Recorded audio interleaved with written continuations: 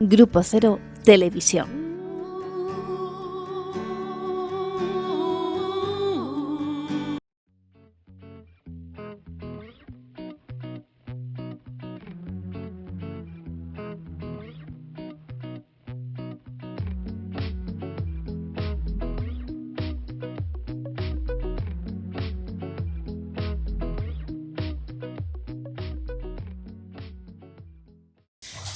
Bueno, estamos ya transmitiendo la conferencia desde Facebook.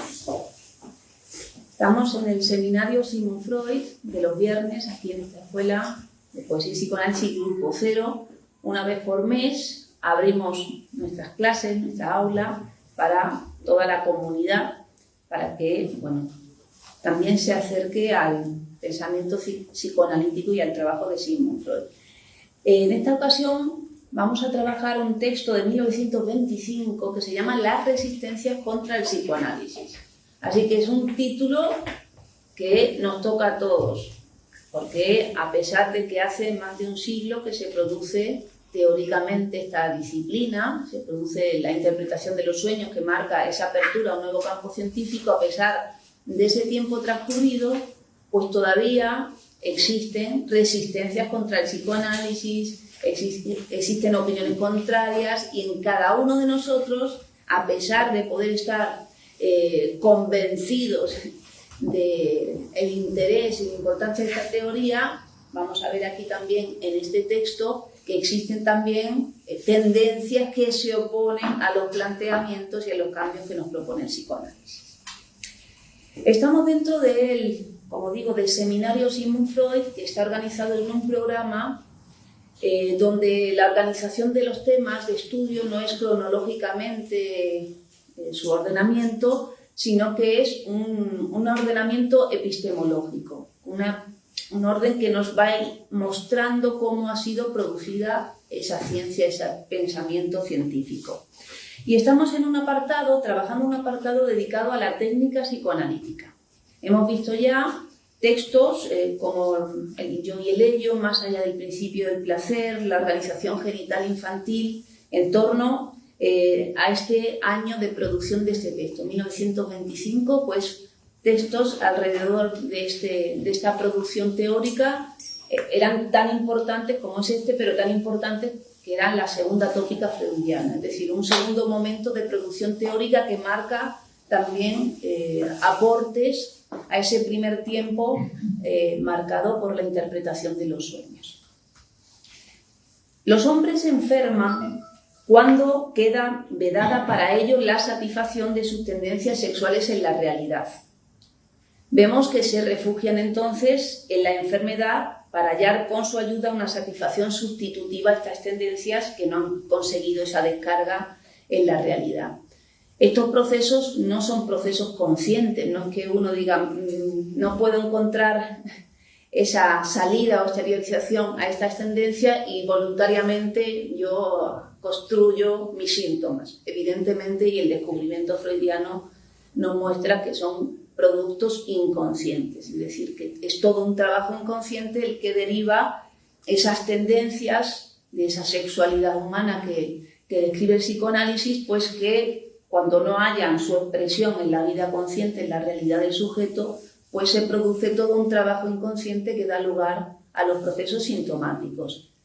El psicoanálisis comienza su producción teórica a partir del trabajo con pacientes. Freud atendía pacientes neuróticos y a partir de esa tarea práctica, pues él va a describir esos fenómenos, a organizarlos y a desarrollar los primeros postulados teóricos que van a dar lugar a la teoría del inconsciente, a la estructura del aparato anímico y sobre todo también para poder saber de estos procesos al método de interpretación psicoanalítica y a la técnica de asociación libre y de transferencia. Es decir, todo un andamiaje teórico que permite conocer estos procesos inconscientes e intervenir sobre ellos, es decir, transformarlos. Hay una modificación de la situación psíquica del paciente cuando se aplica el psicoanálisis sobre esa persona.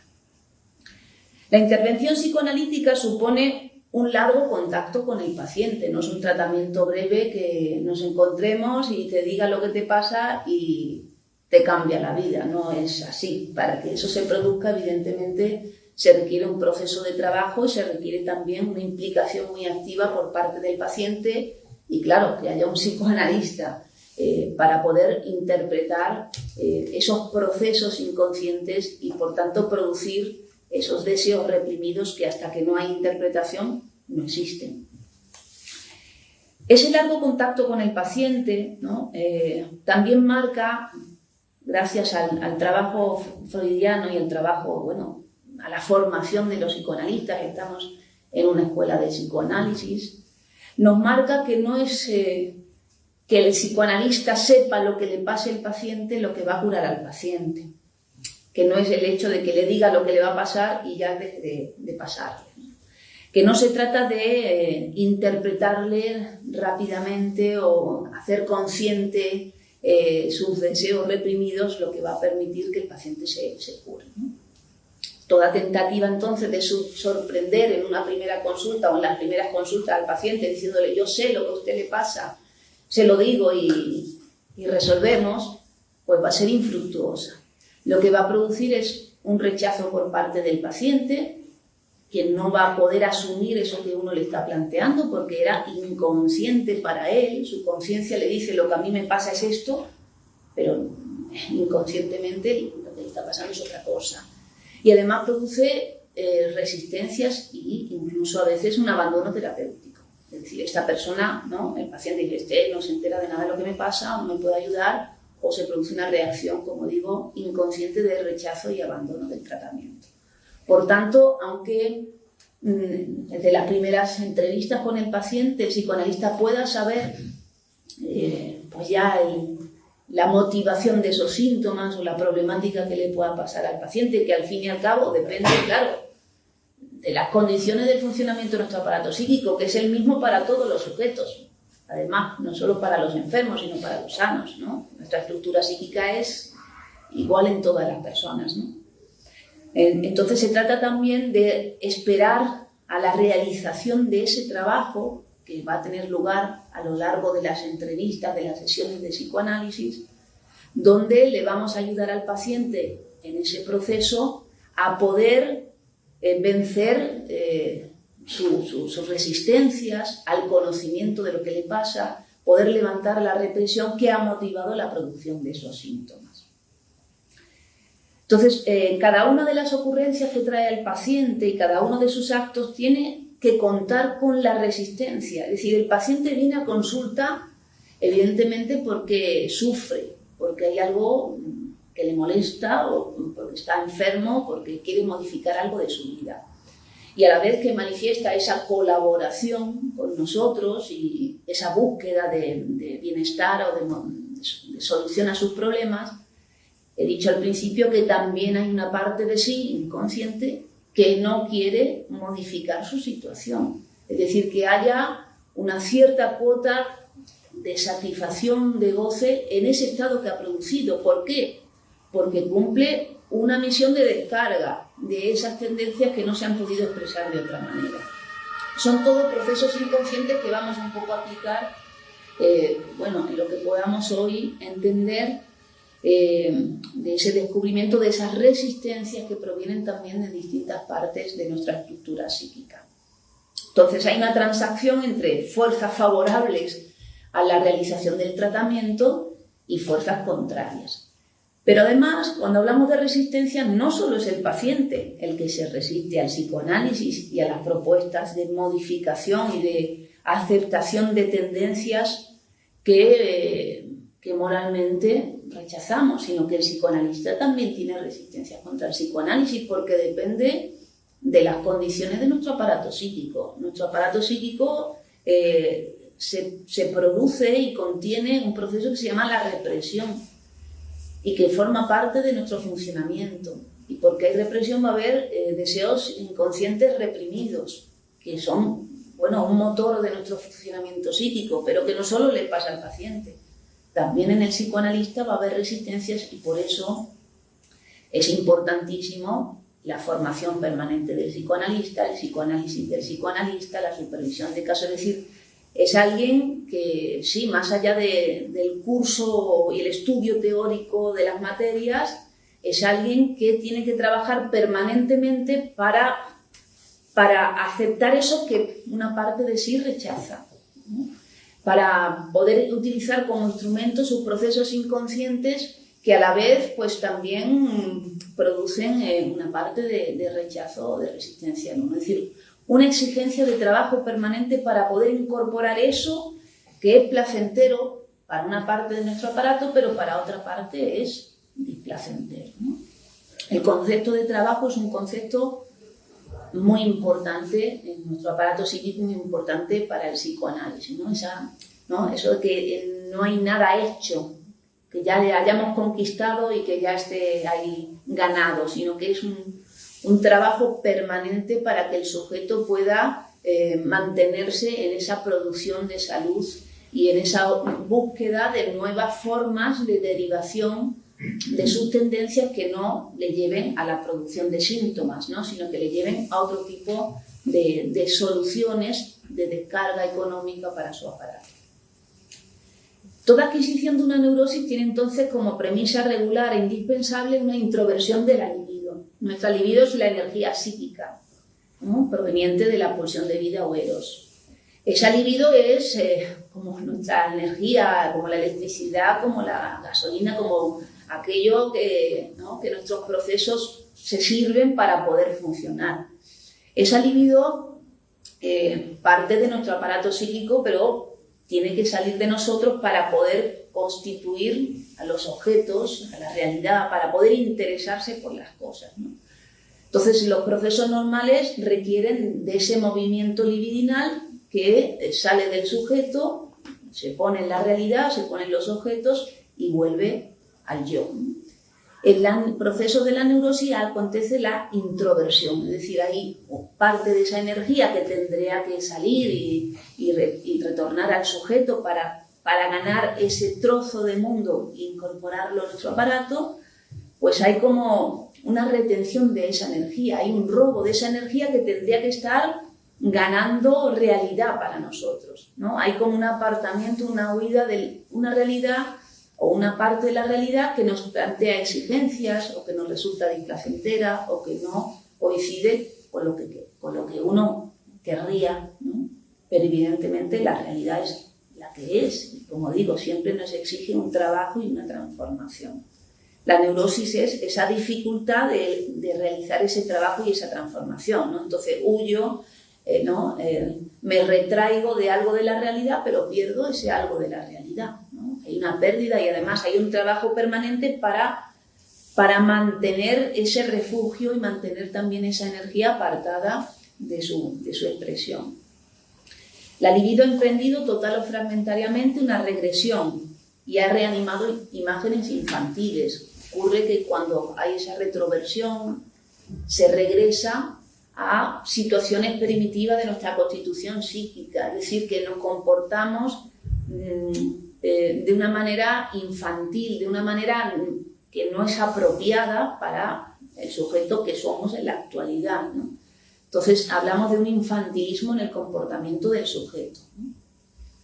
Ha cargado de nuevo los elementos inconscientes de los complejos infantiles, es decir, el complejo de Edipo. Se reanima de nuevo algo que tendría que haber quedado como un elemento constitucional de tu vida erótica, ¿no? Inconsciente de tu infancia, pero se actualiza y se hace presente en tus relaciones actuales y por tanto hay una desactualización.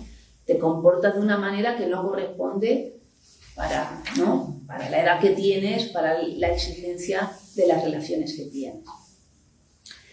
Ahí donde la investigación analítica, nuestro trabajo analítico, se encuentra con esa libido encasillada en sus escondites, protegida de esas exigencias de la realidad, pues dice ahí tiene que surgir un combate. Evidentemente el proceso psicoanalítico lo que busca es recuperar esa energía que es del sujeto y que tiene que estar a disposición de su vida, de sus elecciones, de su proceso vital y que está privada de ella porque está ¿no? Está escondida en esos refugios que además son inconscientes, son infantiles, no están en la realidad, ¿no? Entonces, cada vez que aparecen resistencias, nos indica también que estamos en el camino de acercarnos a uno de esos lugares del aparato, de los complejos del sujeto, donde precisamente se ha querido refugiar de lo que le resulta intolerable. Todas las fuerzas que han motivado la regresión de la libido se van a alzar entonces en calidad de resistencia contra la labor analítica. Ahí el paciente pues no quiere colaborar, no habla, no acude a sesión, es decir, pone trabas a un proceso que es suyo. El paciente es el que se va a beneficiar de ese proceso, es el que ha venido a producir ese trabajo para su vida. Y vemos cómo hay una parte de él que se resiste a ese beneficio que va a obtener con ese proceso o ese aprendizaje o esa transformación. Y esto va a pasar no por la voluntad del sujeto o porque sea tonto, sino por las condiciones estructurales de nuestro aparato psíquico, ¿no? Porque hay represión, va a haber resistencia. Sabemos que va a pasar tarde o temprano en el proceso psicoanalítico. Y también nos pasa en todos los procesos vitales, también cuando se nos exige una novedad, cuando iniciamos algo nuevo, deseamos lo nuevo, pero a la vez lo nuevo nos exige modificar comportamientos que eran exitosos o adecuados antes, pero que ya no, ¿no? Cuando estamos con nuestros padres nos comportamos de una manera, pero cuando salimos al mundo ya no te puedes comportar como con tus padres. Tienes que actualizarte y tomar algunas cosas que has aprendido con ellos, pero otras cosas que el mundo te exige, por ejemplo, ¿no? O uno va a la universidad y no se puede comportar como en la guardería, evidentemente, ¿no? Entonces hay un nuevo mundo que ganas, pero también unas nuevas reglas de juego que uno tiene que incorporar. Y al incorporar, pues uno se modifica. Pues hay también esa resistencia a esa ganancia, ¿no? Cada una de las ocurrencias del sujeto y cada uno de sus actos tiene que contar con la resistencia y se presenta como una transacción entre esas fuerzas favorables a la curación y las opuestas a ella.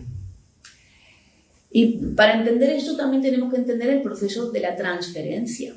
Es decir, que para que haya resistencia tiene que haber establecido una relación transferencial, es decir, que tiene que haber un paciente y tiene que haber un psicoanalista. Si estamos en una conferencia de psicoanálisis o en una clase de psicoanálisis, ya estamos marcando un campo determinado. No estamos en un partido de fútbol, no estamos dando un paseo por la calle, estamos dentro de un campo científico donde hay una teoría, hay unos conceptos que se organizan y relacionan de una manera determinada y nos dice, para que haya un sujeto deseante o un sujeto del inconsciente, un paciente, ¿no? Tiene que haber esa persona dispuesta a dar su vida en ese juego, ¿no? A asociar libremente, y tiene que haber un psicoanalista que pueda escuchar, que pueda interpretar esos procesos que nos propone el paciente, ¿no? Interpreta esos deseos del paciente. ¿No? Entonces tiene que haber esas condiciones para que podamos entender eso.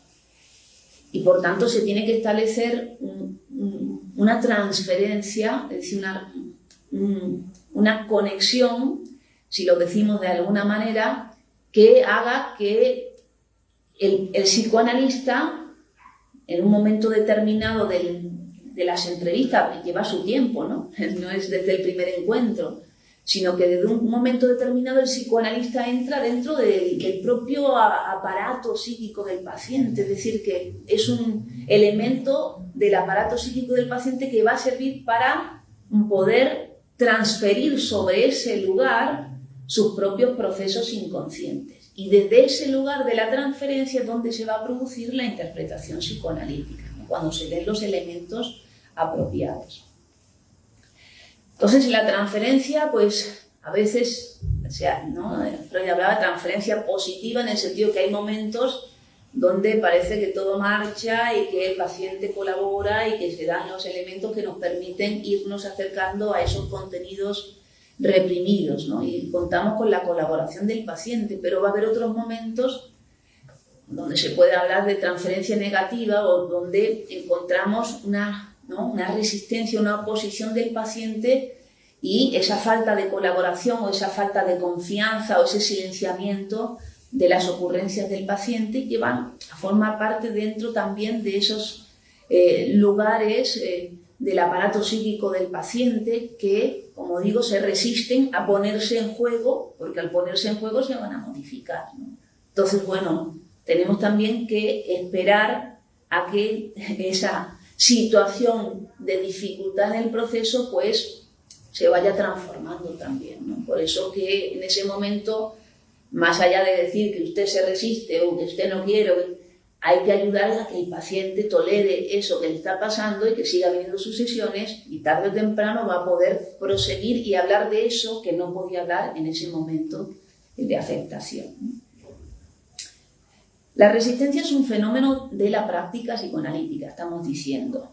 Que acontezca no quiere decir que precisamente eso donde se resiste, ahí está el quid de la cuestión y ya por fin hemos resuelto todo.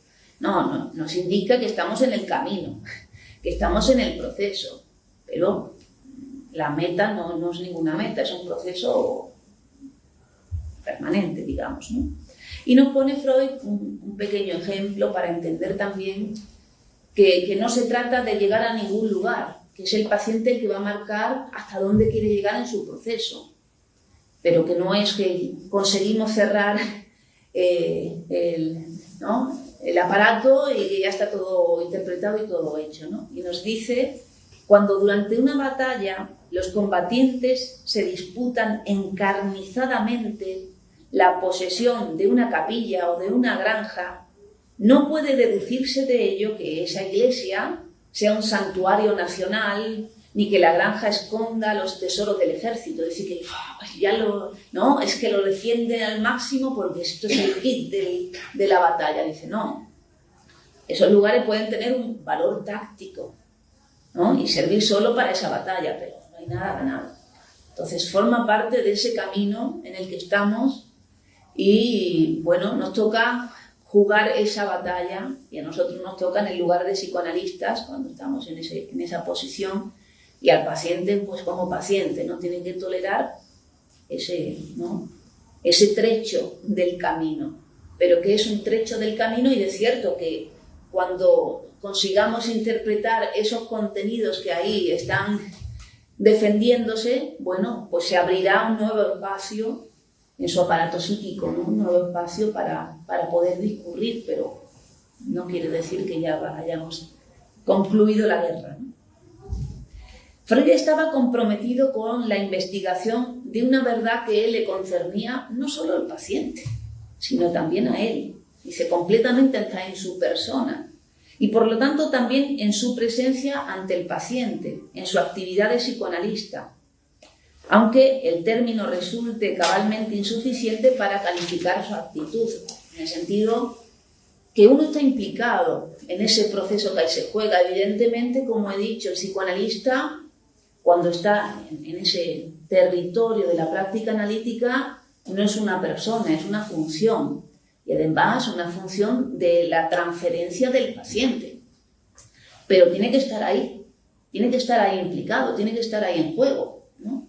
Entonces, lo que ahí pasa tiene que ver con la transferencia del paciente, pero tiene que dejarse llevar por lo que ahí pasa, porque ese es el terreno del trabajo de ese paciente, ¿no? Y nos dice que el análisis es una experiencia de lo particular, porque si bien el método de interpretación es el mismo para todos, la técnica de asociación libre es la misma para todas, las transferencias, un concepto igual para todos, ¿no? Pero cada análisis, cada tratamiento psicoanalítico es diferente, particular, ¿no? Es un camino que no sabemos cómo va a ser hasta que lo vayamos haciendo junto con el paciente, ¿no? Entonces, nosotros sabemos de los conceptos y de cómo, ¿no?, de las reglas básicas para que ese proceso se lleve a cabo, pero cómo va a ser en ese paciente lo vamos a saber sobre la marcha, ¿no? Mientras vayamos realizando eso. El psicoanálisis no es el psicoanálisis de las resistencias. Nuestra labor no es decir, usted se resiste de esto, a usted le pasa esto, no se trata de eso. No es intervenir ante el sujeto para que tome conciencia de la forma en la que sus prejuicios le impiden ver, la forma que se resiste.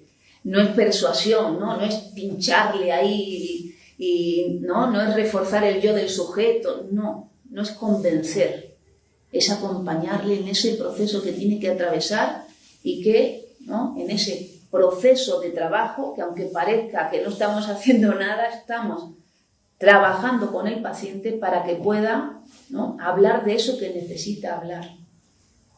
Cuando una perspectiva nueva, ¿no?, estamos hablando de la práctica analítica, pero tenemos que entender que también es la producción de un nuevo sujeto.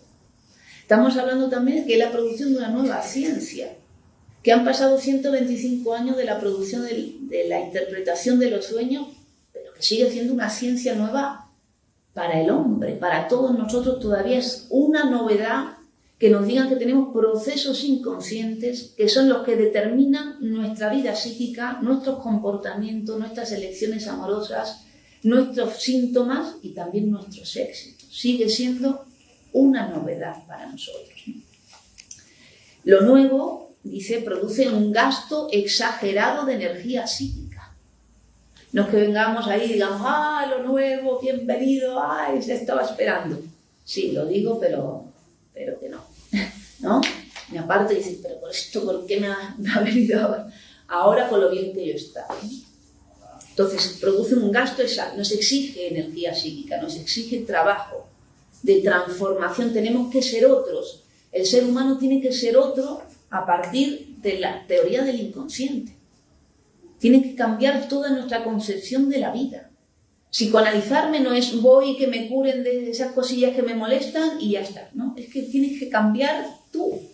Tú tienes que ser un nuevo sujeto, una nueva manera de ver el mundo, una nueva manera de hablar, una nueva manera de amar. Y si no te has estado psicoanalizando, ¿no? Si no solo era algo consciente, algo conductual, comportamental, pero queda en esa capa superficial y luego el inconsciente, que es el motor, va a seguir, ¿no?, por los caminos que, ¿no?, de esa repetición de lo que ya estaba establecido. Para modificar eso hay que hacer ese trabajo permanente de instalar esa novedad. Frente a todas las innovaciones en la vida del ser humano, en la vida de la ciencia, ha habido este rechazo a la novedad, no solo con el psicoanálisis, ¿no? La teoría darwiniana, la teoría copernicana, esas propuestas que han dicho, no, esta es la novedad y este es, por ahora, ¿no?, la manera de considerar, en el caso de Darwin, pues la evolución de las especies. En la teoría copernicana, pues la organización de los astros o del universo, ¿no? En el caso del psicoanálisis, nos descentra de la conciencia. Nos dice, no, ustedes creían que la reina era la conciencia y que eso determinaba nuestra vida psíquica, y nos descentra de ese lugar y nos plantea que los procesos inconscientes son los que determinan todo nuestro funcionamiento, ¿no? Todas las ciencias producen un descentramiento del pensamiento que tenía el sujeto, y además es una herida narcisística, porque siempre, ¿no?, estábamos creyendo que nosotros éramos los que dominábamos, los que controlábamos, y no, la ciencia te dice, no, su percepción le engaña, sus sentidos le engañan, sus ideas le engañan, lo que usted cree que le pasa, le engaña, a usted le pasa algo que la ciencia nos va a mostrar cuál es, pero ¿no?, usted no tiene los elementos como usted, es decir, es subjetivo usted, lo que usted siente está descentrado de la verdad de lo que produce. Bueno, gracias. Entonces, la resistencia frente al psicoanálisis no solo fueron intelectuales, no es que la comunidad médica, o filosófica o científica del momento actual diga, no tengo las herramientas intelectuales para poder entender lo que Freud nos plantea. No solo es una cosa intelectual, es una cosa afectiva. ¿no? Hay algo afectivo en el rechazo y la oposición que los seres humanos o que la comunidad médica o científica opone al psicoanálisis. Claro, ahí el psicoanálisis también nos plantea, dice, al ser humano se nos exige en nuestro proceso de incorporación a lo social, a la comunidad social, se nos exigen renuncias a nuestras pulsiones, a nuestros instintos, en el sentido de nuestra forma primitiva de funcionar y de expresarnos, ¿no? Nuestro egoísmo, nuestras pasiones, de acuerdo. Nos exige renunciar o modalizar eso. Y nos implica largos años de educación y largas renuncias para poder buscar otras formas de expresión, de descargo, de satisfacción para nosotros, ¿no?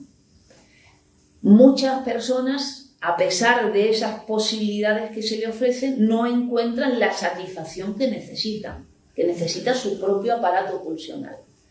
Dice, además de esas amplias restricciones que esas instituciones morales o sociales nos exigen y que no tienen en cuenta las necesidades de nuestro aparato pulsional, que necesita tener en cuenta también la descarga para no producir enfermedad. Además de eso, de esa desconsideración, esas instituciones que se guardan de exigirnos nuestras renuncias y actuar de una forma moral y adecuada, no respetan esas reglas que imponen a los individuos. Entonces nos exigen a nosotros un comportamiento sexual, afectivo, moral determinado, pero luego esas instituciones sociales no respetan eso que nos están imponiendo a nosotros. Entonces el psicoanálisis manifiesta esta, descoordinación y la relaciona también con la cantidad de neurosis que padecen los seres humanos, ¿no? Que no somos unos degenerados, simplemente hay que permitir que las personas puedan buscar cauces de descarga de su energía y de sus pasiones y de la fuente de su vivir por vías adecuadas, pero también la sociedad le tiene que permitir esas vías, ¿no? Y tiene que tener instituciones que también cumplan eso que exigen, ¿no? Entonces eso no es muy bien acogido, ¿no? Por un lado, por ese planteamiento de que hay una descoordinación y una falsedad, ¿no? De que esos doctores que quieren curar a los enfermos luego son más enfermos que los pacientes, ¿no? Un psicoanalista tiene que estar en condiciones de salud para poder atender a sus pacientes. No va a estar más loco que el paciente, ¿no? En el sentido que primero tiene que haber realizado un trabajo sobre su propio psiquismo para poder estar en condiciones de aplicar la teoría psicoanalítica y que haya otro humano que encuentre su propio camino de vida, ¿no? De descarga de su energía y de lecciones vitales, ¿no? Entonces pone al descubierto las flaquezas de este sistema y recomienda su corrección. No dice cómo, pero dice que esas exigencias no van a librarnos de la neurosis en la vida, ¿no? Que no podemos desconocer las cualidades y características de lo que somos los seres humanos, ¿no? Por un lado. Y por otro lado, ¿no? Esa herida narcisística que nos plantea que el inconsciente es el centro de nuestra vida y que nos plantea también que ya no es la sexualidad una cosa exclusivamente del adulto y de la genitalidad y destinada a la reproducción, que eso es una parte de la sexualidad animal, ¿no? Somos una especie animal en el sentido de que nos tenemos que reproducir, pero que la sexualidad, dentro de un concepto más amplio, más parecido al concepto de Eros de Platón, ¿no? Que es esa energía que nos vincula a los otros humanos, que pone nuestro interés en la realidad y la hace nuestra, ¿no? Comienza con nuestro propio nacimiento. Es decir, que no es algo que acontezca en el adulto y solo en las cuestiones de la genitalidad, ¿no? Dice, todos los procesos de la vida humana están marcados por el sello de la sexualidad, ¿no? Y ahí nos describe en los 3 ensayos para una teoría sexual, pues el desarrollo de nuestra vida afectiva, de nuestra vida, ¿no? Nos describe el complejo de Edipo, ¿no? Las distintas fases del desarrollo de nuestra sexualidad que van constituyendo nuestro aparato psíquico y que van constituyendo también al propio sujeto, al propio yo y a los objetos para nosotros. Es decir, que el ser humano y nuestro aparato psíquico es una producción que acontece entre otros humanos. Que nosotros nacemos con la disposición como humanos, pero sin otros humanos que se relacionen con nosotros y que pongan su deseo en nosotros, no nos desarrollamos, ¿no? Se le acusa al psicoanálisis de pansexualismo. Dice, es que todo es sexualidad, todo es sexo. ¡Qué guarrería!, ¿no? No, perdón, pero es que no han entendido el concepto que está planteando el psicoanálisis.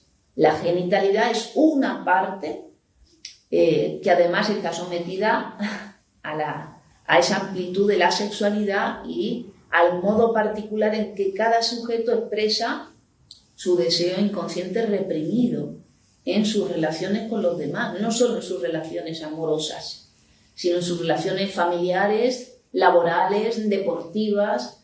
En todas sus elecciones está el sello particular de cómo aceptamos y rechazamos a los demás, cómo aceptamos y rechazamos nuestras propias tendencias y nuestros propios afectos. Y aparte de esta importancia de la sexualidad, ese descubrimiento tan importante y sutil, ¿no?, que marca las características especiales de nuestra especie con respecto a las especies animales, ¿no? No tenemos instinto, tenemos pulsiones.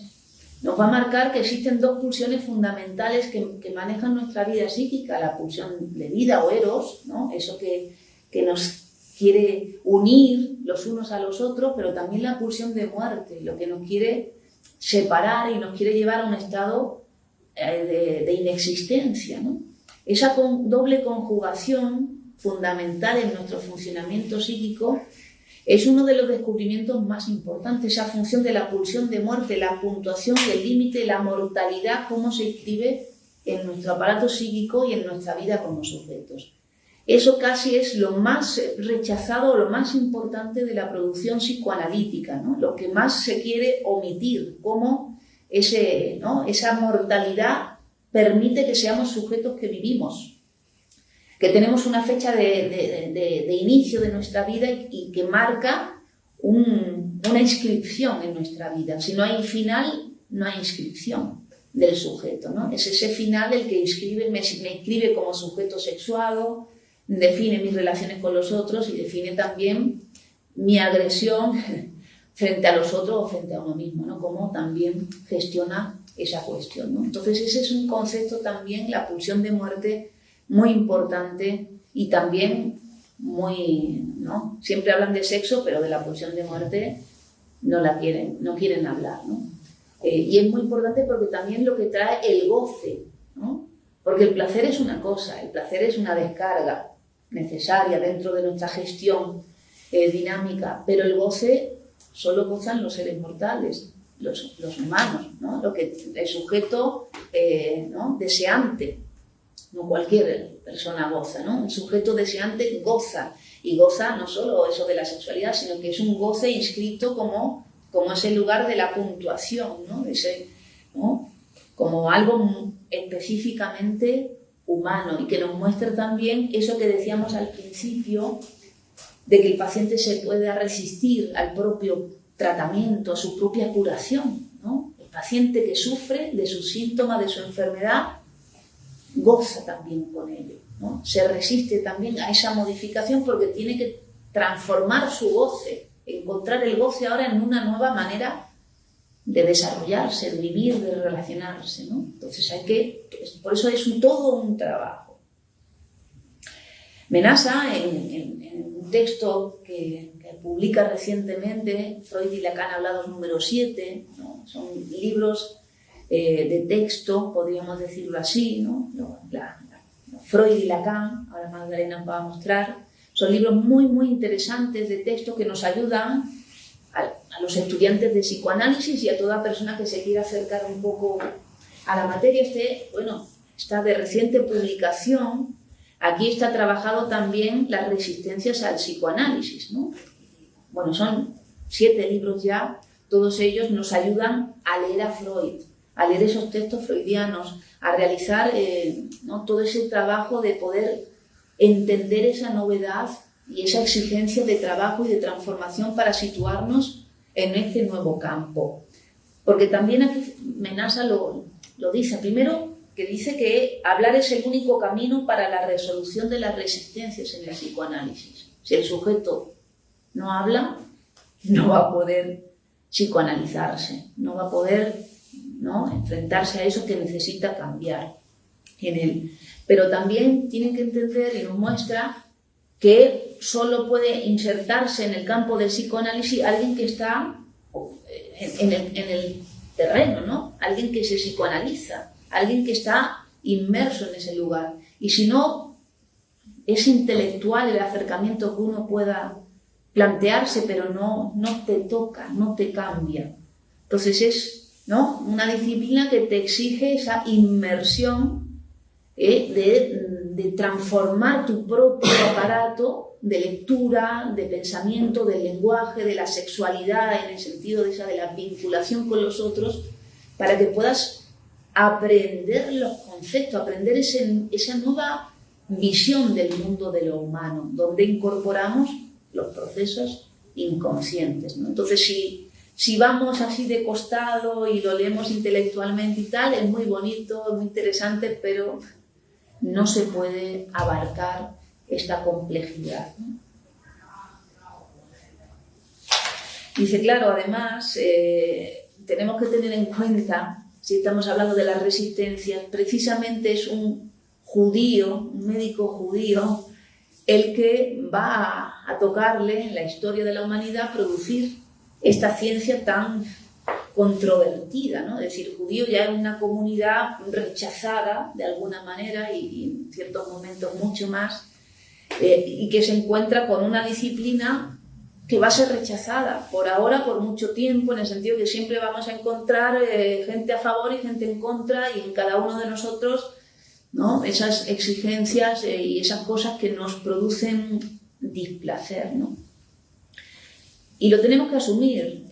Freud decía, si quiere usted tener una profesión que le aplaudan y tengan éxito, no elija psicoanálisis, porque aquí siempre va a haber controversia, siempre va a encontrar rechazo, siempre va uno a tener que ir remando y remar, y la corriente te lleva para otros lados que son más fáciles de asumir, porque están de acuerdo a lo que todos quisiéramos que fueran las cosas. Sin embargo, esa no es la verdad de los procesos psíquicos. Para poder incorporar ese nuevo descubrimiento hay que trabajar y hay que remar, aunque a veces nos encontremos un poco solos, ¿no?, en ese momento. A pesar de eso, a pesar de la oposición de la comunidad médica, científica o filosófica, dice, pues Freud consiguió que hubiera personas dispuestas a formarse como psicoanalistas. Aquí seguimos después de 45 años, 44 años, la escuela Grupo Cero, desde que se fundó. Decir que, a pesar de que esté la tentación de irse ahí enfrente, donde está todo el mundo, ¿no?, donde hay multitudes asumiendo cosas que no son novedosas, es decir, que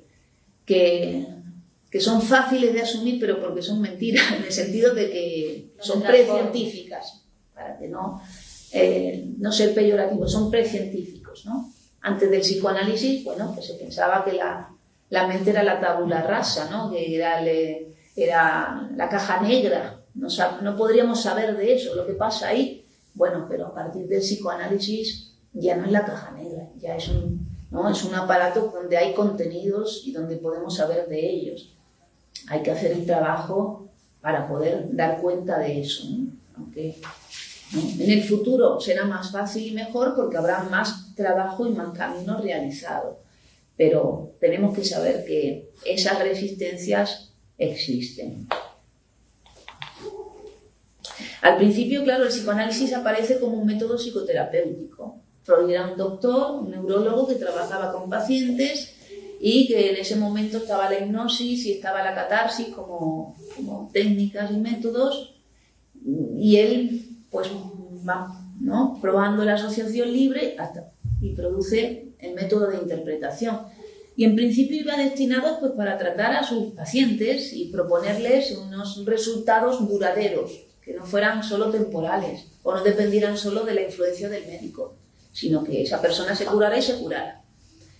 Pero luego resulta que no solo es una psicoterapia, que no solo es una transformación de los procesos de enfermedad, sino que es un terreno científico que nos habla del funcionamiento del aparato psíquico y que nos habla de la producción intelectual, de la producción artística, de las estructuras sociales, de la evolución del ser humano en la familia, en la religión, es decir, que es un instrumento de lectura de aquellos procesos donde intervengan los seres humanos.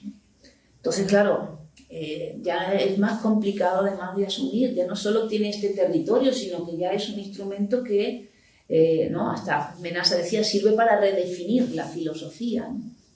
que sirve para leer muchas estructuras, ¿no?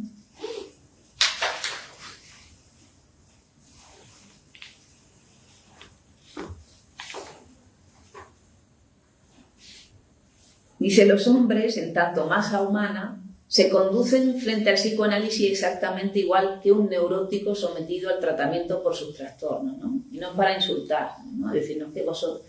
Pero bueno, ¿qué nos pasa, no? Si el neurótico en su proceso analítico, ¿no? Sí, tiene deseo de saber y de cambiar, pero tiene resistencias.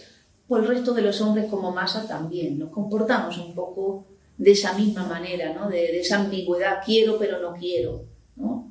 Quiero aprender pero no quiero, no me molestes. Bueno, nos pasan las conversaciones, ¿no?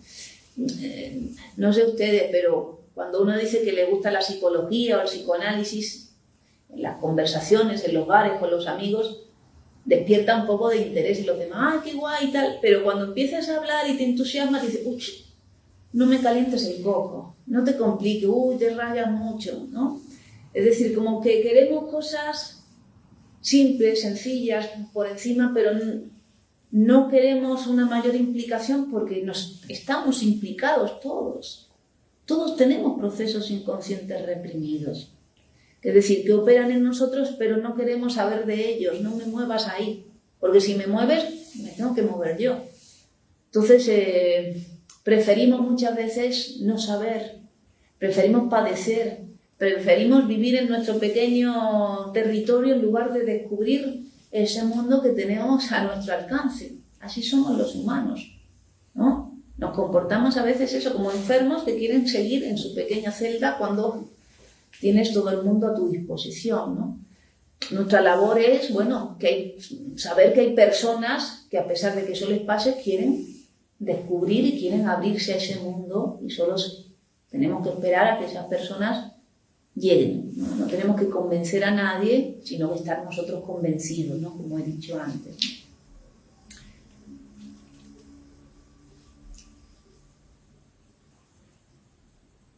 Dice, podía parecer lícito e incluso apropiado que el psicoanalista le hablara al paciente de sus propios defectos, de su propio proceso, ¿no? De sus propias dudas, y le hiciera posible equipararse a él, ¿no? Comunicándole las intimidades de su vida. Y podría ser como una manera de enganchar al paciente y decirme, lo que a ti te pasa, pues a mí también me pasa. Dice, pero la relación psicoanalítica suceden cosas de un modo muy distinto al como sería de esperar según las premisas de la psicología de la conciencia, ¿no? El psicoanalista debe permanecer impenetrable para el paciente y no mostrarse sino como un espejo, ¿no? Es lo que el paciente te muestra, se tiene que ver el paciente. Tú ahí no existes. Eres una función dentro del proceso del paciente, ¿no? Y eso, claro, para un joven psicoanalista, un joven que se inicia en el proceso no es fácil porque está ese afán de curar, de ayudar, de conectar con el otro, y esos son obstáculos para el proceso psicoanalítico, más que ayudas, ¿no? Entonces, como digo, más bien es impenetrable, yo soy un lugar para usted y lo que usted ve en mí es algo que usted proyecta de sí, ¿no? Hemos visto que el analizado no recuerda nada del olvidado o reprimido, sino que lo vive de nuevo en el proceso transferencial. lo repite sin darse cuenta que le está pasando, es inconsciente. Esa es la transferencia psicoanalítica, que es un concepto de la técnica, ¿no? Y que nos permite, en esa repetición, nos permite que con la interpretación podamos ir modificando esa estructura psíquica del paciente y esos procesos que repite de una manera y que nosotros con nuestras intervenciones les vamos mostrando otras posibilidades de reacción. La transferencia no es algo que ocurra solo en el tratamiento psicoanalítico, sino que se produce en todas las relaciones humanas. Simplemente que el psicoanálisis se sirve de ese proceso para su intervención, ¿no? Para su escucha, ¿no? Lo que me está diciendo a mí no es a mí, es a una persona dentro de sus procesos inconscientes, ¿no? Y desde ese lugar intervengo y respondo, ¿no? Y eso permite que se produzcan esos efectos inconscientes y esas transformaciones en el paciente. Y por eso los efectos son duraderos, no temporales, porque no le hablo a la conciencia del paciente, sino que intervengo sobre el inconsciente del paciente, ¿no? Escucho los procesos inconscientes e intervengo ahí.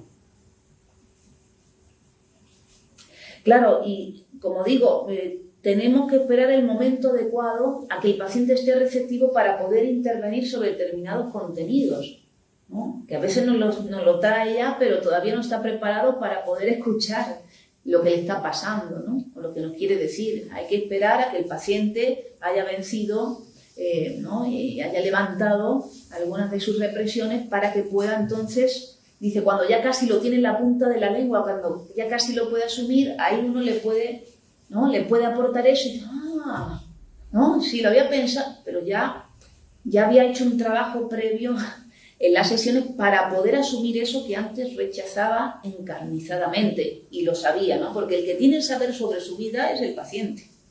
Uno lo sabe escuchar, pero el paciente es el que sabe lo que le pasa, con quién le pasa y por qué ha producido esos mecanismos de defensa, ¿no?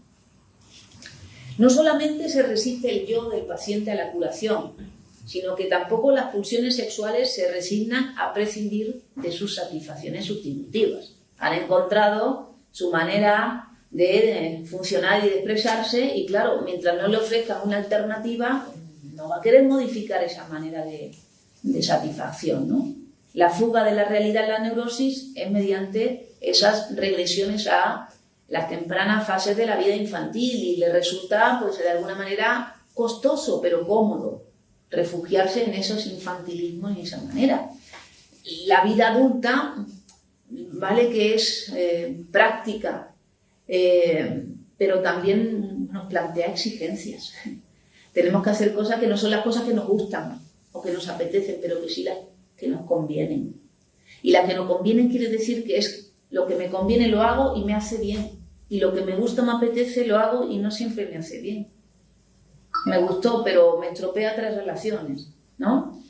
Entonces, esa diferenciación entre el infantilismo del comportamiento y ese criterio de crecimiento o de realidad, de aprender cuándo es pertinente una determinada acción o qué acción es pertinente, pues eso al final resulta económico, porque resulta eficaz, porque has conseguido expresarte, pero de una manera eficaz que no te va a ocasionar pérdidas o gastos, sino ganancia, ¿no? También nos habla de los tratamientos gratuitos y nos dice, por ejemplo, ¿no? También uno podría decir, bueno, hay personas que no tienen recursos para el tratamiento y le podríamos atender gratuitamente. Dice, bueno, el tratamiento gratuito intensifica enormemente algunas de las resistencias de los neuróticos. Es decir, que lejos de que uno les preste ayuda y que diga, ay, me voy a liberar de esto que me pasa, pues el paciente se resiste muchísimo a eso que le haría tanto bien, pero es que encuentra unas satisfacciones en esa enfermedad, en esa manera que ha construido en su propia expresión, ¿no? Entonces, habla, por ejemplo, de mujeres jóvenes donde aparece la tentación integrada en la relación de la transferencia, o en hombres jóvenes donde aparece la rebeldía con la gratitud. Es decir, que cuando conseguimos pagar nuestro tratamiento, conseguimos apropiarnos de ese tratamiento, de ese proceso. Es mío. No tengo que deberle nada al psicoanalista, sino que es algo que mi deseo lo ha producido. Y lo pago con dinero porque pago el tiempo del psicoanalista y ya he zanjado esa deuda. Cuando no está eso, queda una problemática nueva para el paciente. ¿Cómo asume eso que le debe al otro? No lo puede soportar, ¿no?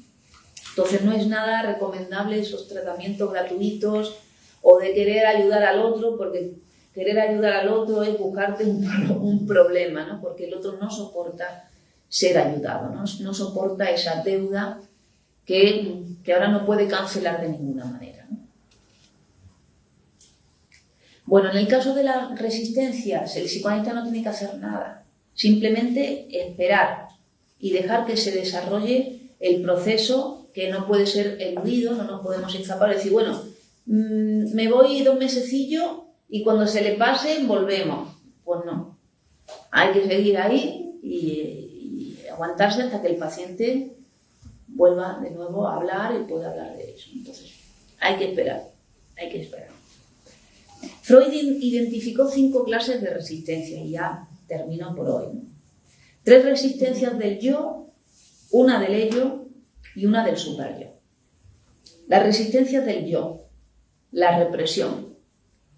El yo resiste la entrada en la conciencia de material psíquico reprimido porque le resulta displacentero, ¿no? Entonces hemos dicho, la represión es un proceso psíquico que no lo podemos borrar, está ahí, que además es constitutivo. Entonces, como hay represión, va a haber resistencia, va a haber contenidos que si acceden a la conciencia producen displacer. Entonces, ¿no? La represión dice, no quiero que eso entre, quiero evitar el displacer. Bueno, va a haber resistencias que provienen del yo, para evitar el displacer.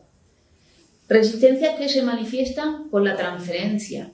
Hemos dicho que el paciente toma ese lugar del psicoanalista para reflejar como espejo esas relaciones amorosas y conflictivas también. Entonces también ahí se va a resistir, va a utilizar esa relación transferencial para resistirse y para seguir peleándose o seguir queriendo conquistar amorosamente, como antes quiso conquistar amorosamente, por ejemplo, a sus figuras infantiles, ¿no? A su papá y a su mamá, ¿no? Quería sacarlo de su lugar y seguir manteniendo esa manera que era infantil, pero que luego no puede ser mantenida, ¿no? Entonces la transferencia va a ser otro territorio donde se manifiestan las resistencias del yo. Y luego está el beneficio secundario de la enfermedad, es decir, el paciente, a pesar de los padecimientos que le aquejan, obtiene beneficio con su enfermedad. Usted dice que me duele la cabeza, no voy a trabajar, ¿no?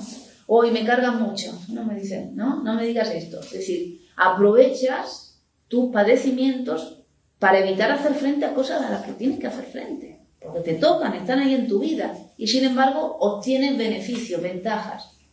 Y claro, curarte supone renunciar a esas ventajas o beneficios de la enfermedad, hacer frente como un hombre, como una mujer a las cosas que te tocan, al lugar que te toca. Entonces también eso, ¿no? Esa dificultad a renunciar a esos beneficios secundarios de la enfermedad, ¿no? Que como digo, conscientemente no le puedes explicar al paciente, oye, usted no quiere ir a trabajar, ¿no? Pero no quiere ir a trabajar, porque si tiene que trabajar tiene que cambiar, tiene que darse cuenta de que puede trabajar como cualquier otro ser humano o que puede amar como cualquier otro ser humano, pero está convencido que no puede, ¿no? Se libera. La resistencia del ello, ¿no? Que sería la compulsión a la repetición.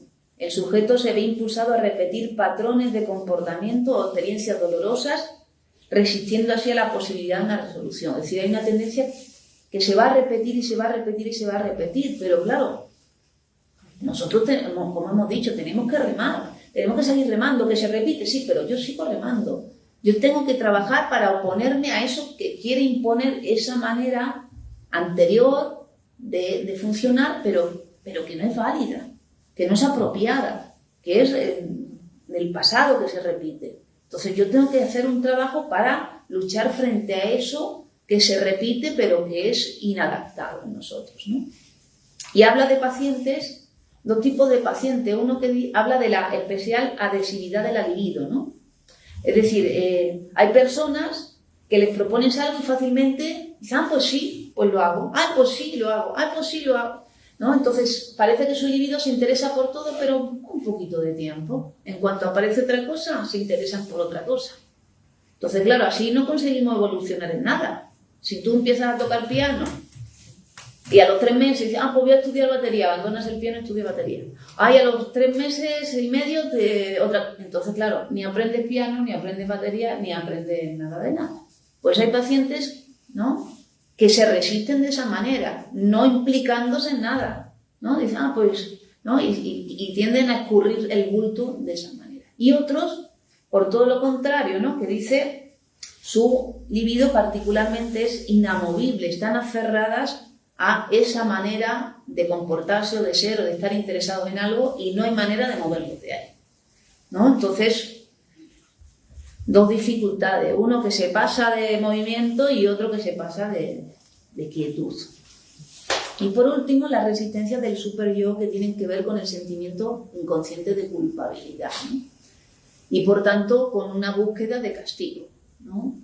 El sentimiento inconsciente de culpabilidad está en relación a los deseos sexuales infantiles incestuosos, ¿no? Esa regresión de la libido que resexualiza eso que tendría que haber quedado reprimido en nuestro aparato psíquico y que evidentemente se utiliza como energía pero transformada, ¿no? Pues la regresión produce una reactualización, ¿no?, vuelta a la sexualización de esos contenidos, y entonces el superyo, ¿no?, produce sentimiento inconsciente de culpabilidad y busca situaciones en las cuales, ¿no?, hay un sadismo del superyo y busca situaciones en las cuales el sujeto se perjudique. Por tanto, curarte de una enfermedad no es soportar, ¿no? Te busca situaciones en las que uno se dañe. No, un matrimonio desgraciado puede aliviarte de tu neurosis, pero la tienes el matrimonio desgraciado, ¿no? O un fracaso empresarial te alivia un poco de tu angustia neurótica, pero tienes el descalabro económico. Entonces busca compensar una manera de sufrir con otra, pero te mantiene dentro de esa necesidad de castigo y de esos, ¿no?, de esa reactualización de deseos infantiles, ¿no? Entonces también hay que trabajar sobre, ¿no?, ese sadismo del superyo y esa búsqueda permanente de si hay un golpe por aquí, otro por aquí, otro por aquí. Entonces no sacamos al sujeto de ese mantenimiento de esa sexualidad infantil, ¿no?, en él. Bueno, estos fenómenos son indicaciones inequívocas de la existencia de la pulsión de muerte que puntúa y maneja también nuestra sexualidad, y nuestro trabajo terapéutico se halla oscilando, dice, permanentemente hacia adelante y hacia atrás, hacia adelante y hacia atrás, hacia adelante, ¿no?, dice, entre un fragmento del análisis del ello y un fragmento del análisis del yo. Es decir, que no es que digamos, es que hemos avanzado, no, avanzas 3 pasitos y das 2 para atrás, avanzas para atrás. Bueno, y que el ser humano avanza así, que tenemos que soportar, que es así, que hay que seguir adelante y que, como nos dice Menasa, el camino para vencer la resistencia es hablar, es trabajar, es permanecer, ¿no? Si abandonas, no vas a tener la oportunidad de averiguar lo que conseguirías si no hubieras abandonado. Entonces el éxito es permanecer, y en ese camino de permanecer, en ese trabajo del deseo, de eso no se produce un nuevo sujeto en ti, un nuevo amor en ti, se produce la novedad que se produce en ese nuevo camino, que es diferente al que la neurosis nos proponía, que era un camino viejo, un camino que repite modelos infantiles o anteriores desactualizados. Y ¿no?, el que repite lo hecho no lo va a conseguir, que no hay que repetir lo hecho, hay que, ¿no?, producir una novedad en uno. Bueno, es el trabajo que cada uno tiene que decidirse a hacer en el momento que esté uno decidido, ¿no? Bueno, yo creo que ya está aquí.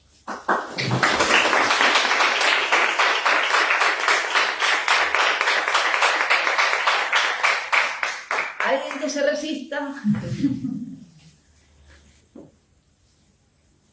A mí me ha llamado la atención cuando estabas hablando de lo de pagar por las sesiones y tal, que bueno, no sé si a lo mejor puede ser una pregunta muy evidente o lo que sea, pero yo no puedo evitar pensar en todas aquellas personas que realmente tampoco es que se resistan a un tratamiento así, sino que directamente, porque muchas veces son sesiones bastante caras y es difícil encontrar una opción económica.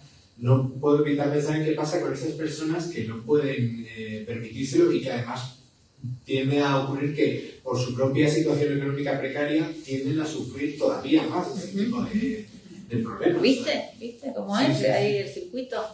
Entonces, ¿qué pasa con esas cosas? ¿Tendrán...? O sea, porque tú hablabas del sentimiento de culpa de estar recibiendo esa ayuda sin tener que dar nada a cambio. Sí, pero no es un sentimiento en ese caso. Es la necesidad del sujeto de inscribir su deseo para poder hacerse cargo de eso que se produce ahí. Es muy interesante. En estos días, un caso nuevo que llegó planteaba la dificultad de poder asumir el pago, ¿no? Todos los psicoanalistas en el grupo cero tienen cada uno sus honorarios profesionales, pero luego en cada tratamiento adaptan los honorarios a las necesidades de cada caso, ¿no? Eso no quiere decir que el paciente tiene que hacer tiene que implicarse y tiene que transformarse para poder llegar o alcanzar los honorarios del psicoanalista, porque una cosa es que se proponga una adaptación para que uno pueda comenzar su tratamiento y otra cosa es que el paciente no se quiera transformar para no asumir la realidad, cuál es, ¿no? Y la realidad que él tiene que transformarse, ¿no? Porque si no, seguiríamos manteniéndonos en esa situación. Tenemos que pensar que es como una exclusión social, porque lo económico no es algo de la economía psíquica, pero es algo de la realidad social. Lo económico es sobredeterminante en la estructura social en la cual existimos, ¿no? Entonces, cómo la enfermedad se pone al servicio también de esa necesidad de castigo y priva al sujeto de los medios que le posibilitarían, por ejemplo, transformarse. Ese puede ser una lectura. Pero el otro día, en este caso, el señor me decía que no podía pagar y tal, pero me dice, bueno, me he comprado un Tesla el año pasado, consumo cocaína frecuentemente, tengo no sé qué, tengo no sé cuánto. Entonces, ¿cómo tú vas a intervenir en un tratamiento para modificar una estructura patológica de toda la complejidad de ese caso, si el paciente no puede asumir que ese es su tratamiento, que tiene que hacer algo de cambio en su estructura psíquica y económica para poder dejar de manejar la economía, porque la economía de sus decisiones es su economía psíquica? No porque tenga un Tesla, sino cómo produce el dinero para esas cosas, pero no lo produce para su salud mental. Es decir, no quiere cambiar algo de lo que produce toda su vida. La salud mental es el pilar de toda nuestra vida, ¿no? Entonces, yo le indiqué, ¿no? Digo, si usted se puede comprar cocaína, se puede comprar eso, seguro que consigue el dinero para su tratamiento. Y si no, no quiere, ¿no? Hay un espacio que le compete exclusivamente al paciente. Que si el paciente no hace algo para producir eso que dice querer, no lo quiere, ¿no? Que le compete al paciente. Y luego están las estructuras donde la escuela dice, bueno, psicoanálisis para todos, ¿no? Propuestas económicas para pacientes, estudiantes o desempleados. O la seguridad social que ofrece consultas. Existen esas cosas, ¿no? Que facilitan. Pero tiene que existir en el paciente un trabajo y una modificación para producir eso que necesita y que dice querer, pero si no lo hace, su decir se pierde, ¿no? O sea, dices que se pueden adaptar los honorarios, pero si se estudia, después de estudiar el caso de cada persona, se le puede no poner el mismo precio a todo el mundo. Eso es lo que... Claro, eso es. Claro. Es un acuerdo entre el paciente y el psicoanalista. Ya. Y ha habido también casos de personas que sí que han, por muy bruto que suene, demostrado que no tenían forma de... Pero que es mentira. Menasa, yo recuerdo, ponía un ejemplo. Decía, venía un señor que traía los pantalones rotos y siempre pero conseguía el dinero para su sesión. Entonces, que es que lo que tenemos que entender que el deseo inconsciente es sobredeterminante de todo lo demás. Si nos ponemos ahí, estamos en el territorio psicoanalítico, y si nos ponemos en el otro, excusas hay de todo tipo para no poder. Si hemos dicho que es que nadie quiere cambiar, eso está en todos nosotros. Entonces, si usted quiere cambiar, yo le puedo ayudar a comenzar o buscar las formas, pero el que tiene que querer es usted, porque si no, no se va a curar. Es que el problema es que el paciente no se cura si no hace eso que necesita. Además, sí. No, digo que además está la cuestión de lo difícil que resulta dejarse ayudar, aunque parezca mentira. Entonces, eso juega en contra del tratamiento, ¿no? Si tú, ¿no?, simplemente decides, bueno, voy a tomar este paciente a coste mínimo, gratuito, o lo que sea, ese tratamiento difícilmente va a ser efectivo, por mucho que se juegue el psicoanalista en ello, porque dejarse ayudar no es nada fácil, no es nada fácil.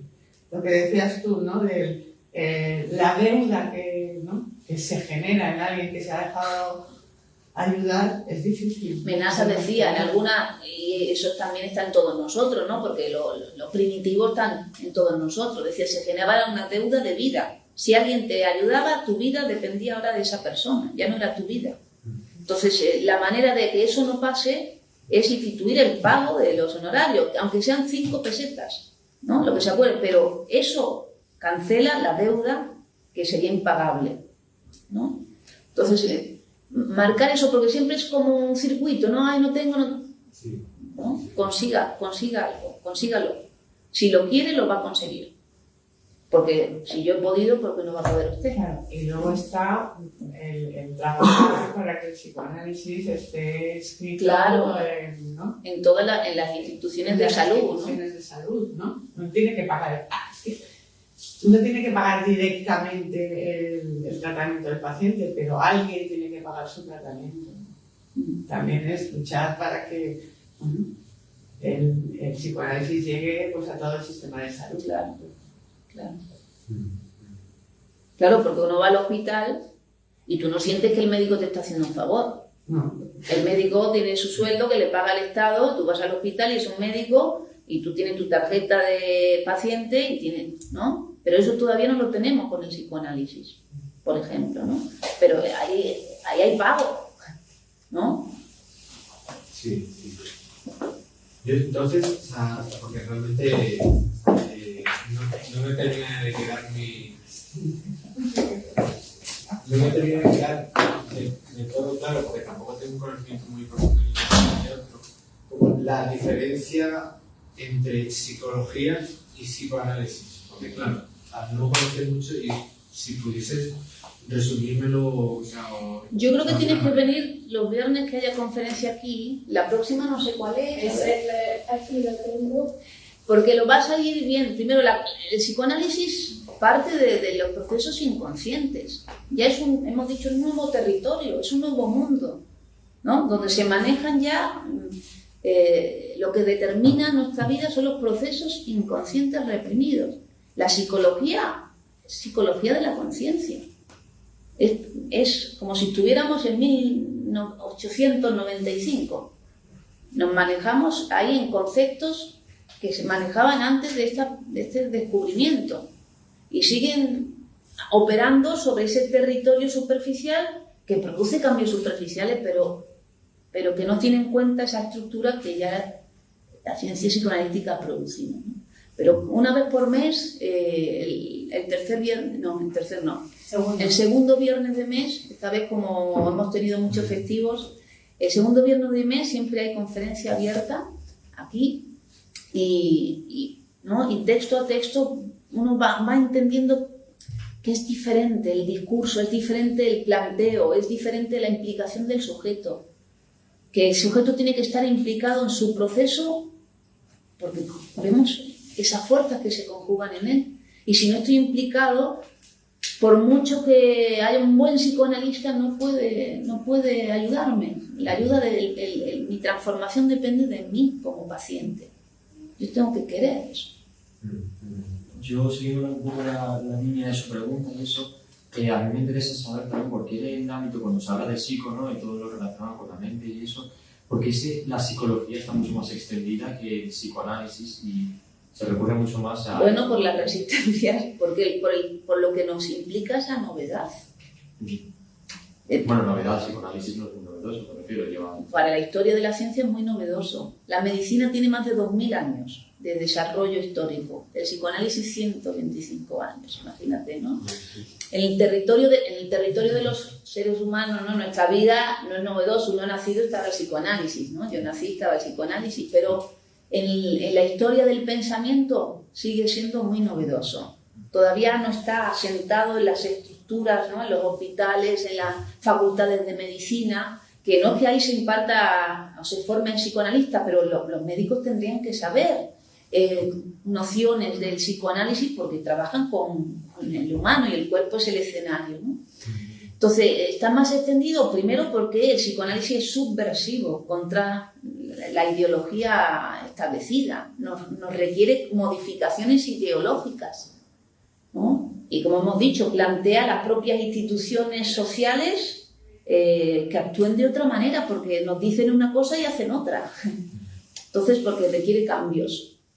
Pero en las generaciones futuras habrá mucho más psicoanalistas y ya en las conversaciones, ¿no? Por ejemplo, en otros países como Argentina, el psicoanálisis y un lapsus ya no cuela como colaba antes. Ahora un lapsus dice, oye, tú lo que quieres es esto y no esto.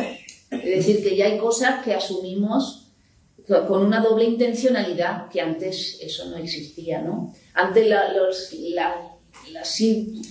síntomas histéricos se manifestaban de una forma que ya no se manifiestan de esa forma porque todo el mundo ya sabe que es un síntoma histérico. Ahora hay nuevas modificaciones, ¿no? Pero que es un territorio muy interesante, ¿no? Que nos plantea retos a la hora de acercarnos a él, pero que nos despierta el deseo, porque como digo, nos abre el mundo y nos acerca a otras disciplinas y nos ofrece también poder pensar esa otra disciplina con procesos inconscientes, ¿no? La arquitectura con alguien que incorpore el psicoanálisis es otro tipo de arquitectura y sigue siendo arquitectura, pero ya tienes otra dimensión.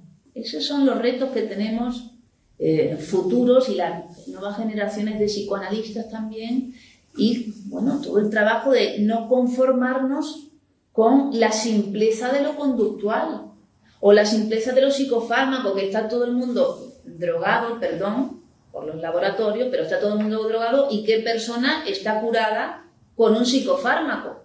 Si curara no estaría todo el mundo drogado, pero está todo el mundo drogado, pero con los enfermos no curado. Entonces, no, es un negocio evidentemente que genera muchos beneficios a las farmacéuticas, pero qué enfermedad, qué enfermo ha curado la farmacología en el ámbito de lo psíquico, ¿no? Por ahora, que no me digan que ha curado, que me lo demuestren, porque nosotros recibimos pacientes medicalizados y que siguen enfermos años y años y años. Entonces, no, si un fármaco curara, te tendría que haber curado y ya no tener más la enfermedad. Entonces, no. Sin embargo, usted va a cualquier lugar, le venden un psicofármaco y está instaladísimo. Instaladísimo. Ahora, recomendarte psicoanálisis no está tan instalado. Todavía. Pero el psicoanálisis te cambia. Si tú quieres cambiar. Bueno, nos tenemos que marchar. Seguimos el segundo viernes de junio. El 20 de junio. El 20 de junio. Y ahora en un ratito vamos a hacer un recital poético. Después de la conferencia nos chutamos con poesía y hoy vamos a ver a Yukon Rabelli. ¿Vale? Si os apetece quedaros, estáis invitados, pero nosotros nos chutamos con poesía porque es un instrumento de conocimiento muy poderoso que nos ayuda a estudiar. Bueno, muchas gracias.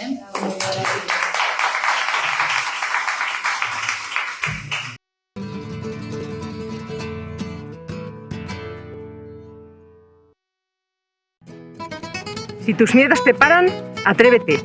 Comienza tu psicoanálisis.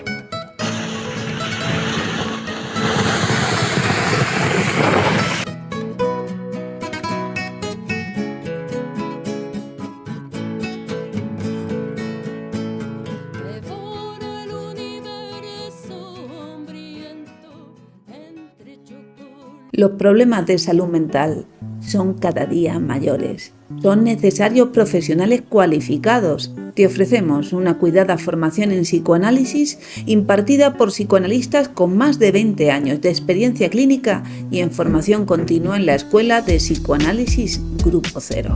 Súmate a un futuro brillante. Contacta con nosotros y reserva ya tu plaza en nuestro seminario.